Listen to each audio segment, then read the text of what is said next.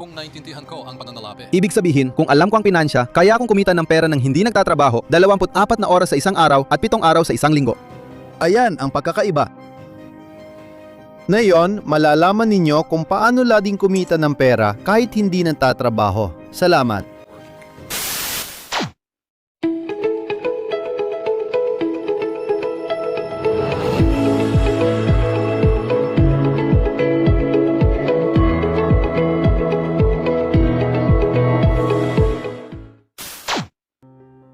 Maraming uri ng edukasyon, kabilang ng edukasyon sa pakikipagtalik. Iba't ibang uri ng edukasyon tulad ng edukasyong sexual, pangmusika at pisikal.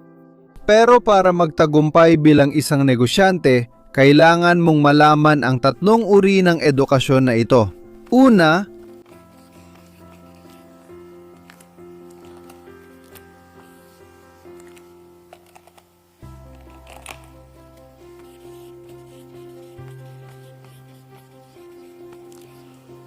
ang edukasyong akademiko, ito ay ang pagbasa, pagsusulat at aritmetika. Ito ay napaka-G. Hindi ako masyadong nagtagumpay dito. Pero ito ay napaka-importante. Hindi ko sinasabing basta importante, kundi sobrang importante. Ang pag-aaral sa akademya ay napaka-importante. Importante talaga.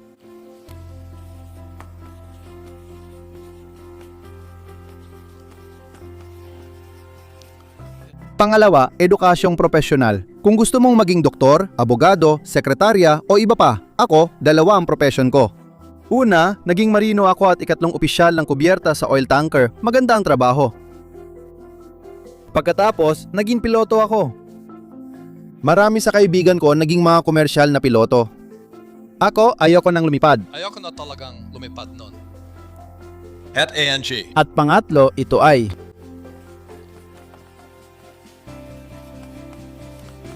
ang edukasyong pinansyal. Ito ang ating pag-uusapan. Bilang isang batang lalaki. Nung bata pa ako, naintindihan ko na kaya kong talunin ang mga kaibigan ko dito. Kung tama ang intindi ko, mas malaki pang kita ko dito kaysa sa ibang lalaki rito. Ang mga lalaking ito dito. Ang ganda na! Iyan ang kagandahan ng mundo ngayon. Is that, like... Noong nagtatrabaho ako sa Standard Oil of California, buwanan ang sahod ko. Naging piloto rin ako para sa mga airline. Noong nagtatrabaho ako sa Xerox, kumikita ako ng komisyon. Mga komisyon yun.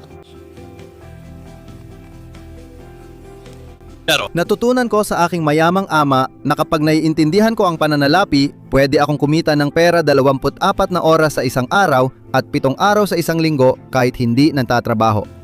Iyan ang pagkakaiba. Kaya, ano dapat ang... Malalaman ninyo ngayon kung paano palaging kumita ng pera. At nang hindi nagtatrabaho. Kumita 24 na oras sa isang araw, 7 araw sa isang linggo, nang hindi nagtatrabaho. Not working. Para sa akin, may sense yun. Para sa akin, mas may sasa yon kaysa magtrabaho ng husto buong araw. Dito nagsisimula ang pundasyon ng edukasyong pinansyal.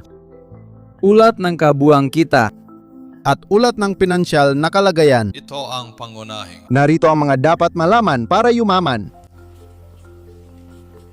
Mayaman.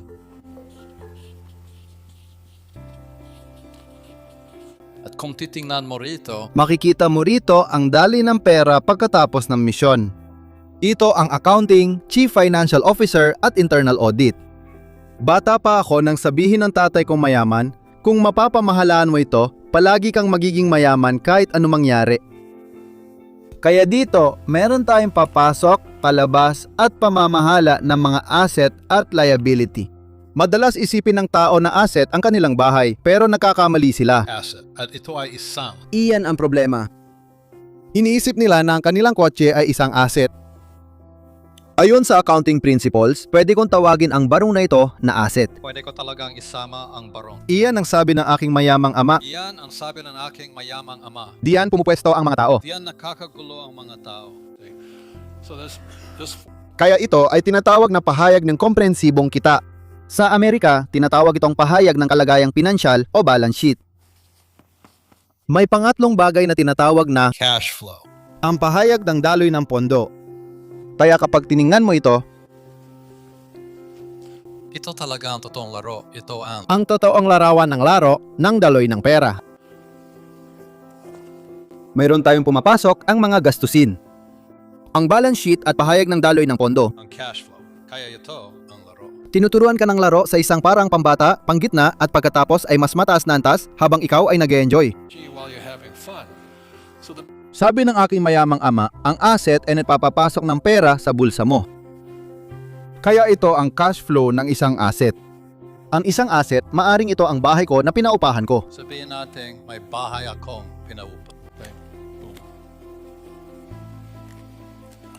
Kaya. Ang asset ay nagpapasok ng pera sa bulsa mo kahit nagtatrabaho ka o hindi. Ano ang silbi ng asset? Nagdadagdag ito ng pera sa bulsa mo kahit hindi ka nagtatrabaho. Isa pa. Ano ginagawa ng asset? Nagpapasok sila ng pera sa bulsa mo kahit nagtatrabaho ka o hindi. Ngayon, may tinanong ako sa Singapore. Sa Singapore, tinanong ko kung kayang banggitin ang mga asset nila. May isang babaeng Chino na nagtaas ng kamay at sinabing, "Oo, ang asawa ko." Ang aking asawa, palakpakan. Husband.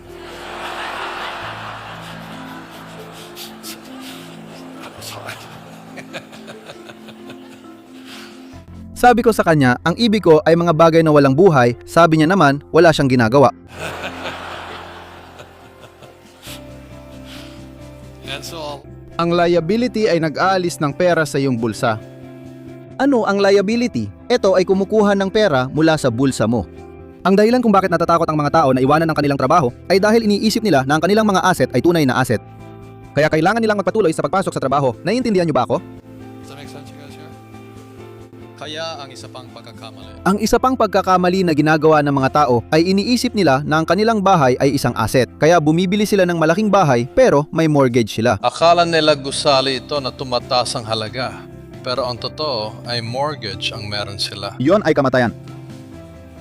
Sa Ingles, ito ay mortgage. Ang mortgage ay nanggangahulugang kamatayan. Pinapatay kayo nito. Hindi naman ako tutol sa mortgage. Wala akong laban sa mortgage. Pero bumibili sila ng malaking bahay, malaking bangka, BMW, mga bagay na ganun. Then they have the BMW, isang Lexus, mga ganong bagay. At kaya, May trabaho sila. Pumapasok at lumalabas ang pera. cash flows out. Tinawag ko itong pinansyal na pagtatae. Hindi mapigilan. Tuloy-tuloy lang ang labas nito, 24/7, araw-araw. Ulit, ito ay Ito ang totoong game sheet para sa laro ng daloy ng salapi. Pinaka-espesyal ito. May patenteng inaprubahan ng Opisina ng Patent at Trademark ng US. opisina ng patent-based sa financial statement na sa tingin ko ay interesante. Pero nung ako ay de-komersyo. Kapag sinusuri ko ang pinansya ng mga tao, Mga taong gaya ng ang mga empleyado at mga self-employed, self-employed, akala nila sila. Akala nila ang sahod ang pinakamahalaga. Hindi yan ang itinuro sa akin ng tatay kong mayaman. Gusto niyang makita ko ang mga linyang iyon. Interest, dividendo, pamilihan ng ari-arian. FDND Ito ang nagpapayaman sa mga tao. makes people rich. Not hindi yan. so. Ang layunin ng larong ito ng daloy ng pera ay para kunin ng mga tao ang perang ito, dalhin nila doon at pagkatapos ay bumalik sila rito. At bumalik dito. Yun lang. That's it. Okay. Kaya ang mga ari-ari. May apat na pamunahing uri ng ari-arian na nagpapayaman sa tao. Una, isang negosyo. Negosyo ito sa site na ito. Kaya tinitinan ninyo ang mga lalaki tulad ni Bill Gates. Si Gates na nagtatag ng Microsoft, si Jobs na nagtatag ng Apple at si Murdoch para sa telebisyon. As broadcasting. Negosyo ang pangunahing asset kaya natutunan kong magbenta dahil kailangan mong marunong magbenta para magkaroon ng negosyo. Pangalawa, ang real estate. My wife. Ang asawa ko noong 1981 nagsimula sa isang paupahan. Conti. Ngayon, meron na siyang 1,400 at ako, 10,000. May 1,400 ang asawa ko at may 2 kaming bahay. Mga liability ang mga yon. May bahay kami sa Arizona at isa pa sa Hawaii. Itinuturing naming mga liability ang mga ito, hindi mga asset. Ang ikatlong klase ng asset ay ang papel. Stocks, bonds, Mga stocks, mutual funds, unit trust at iba pa. Sa Malaysia, nabanggit ko ang unit trust, mutual funds at real estate. Umalis ang financial specialist dahil di nila nagustuhan ang sinabi ko. Talagang hindi sila natuwa sa mga sinasabi ko. Hindi naman ako totol mag-invest sa unit trusts. Simple lang, hindi ako natitiwala sa kanila, hindi ako naniniwala doon. Yan ang dahilan, pero ipapaliwanag namin ito mamaya. Iyan ang dahilan ko, ipapaliwanag ko mamaya. Para sila sa isang partikular na uring panipunan. Ito marahil ang pinakadelikadong investment. Kasama na doon ang mga ipon. Or commodities. Ang ikaapat na uri ng asset ay kalakal. Ako mismo ay may ginto. Meron. Ipinasok ko sa stock market ang isang minahan ng ginto sa China. May minahan akong pilak na ipinasok ko sa stock market sa Timog Amerika. South. May minahan ako ng tanso at kumpanya ng langis. Mga bagay na ganyan. Isang kumpanya ng langis at iba pa. Pero may mga ganito rin akong. Mayroon din akong pisikal na ginto at pilak. At si Mike Mooney ay may pila. Pisikal ang pinakamagandang investment na yon. Bumagsak ang dolyar. Bumagsak. Bawat buwan, ang mga bagay na ito, kahit nagtatrabaho ako o hindi, ay napapasok ng pera sa bulsa ko. Put money in my pocket. Ang problema sa negosyo na uri ng S na negosyo ay. Ang problema ay sa karamihan ng mga kaso, tulad ng isang doktor, kapag tumigil siya sa pagtatrabaho, nawawala ang kita. Kaya, Ang mga bagay na ito dito. sa mga bagay na ito, 24 na oras sa isang araw at 7 araw sa isang linggo, tuloy-tuloy ang kita. Diyan ako sinanay. To do.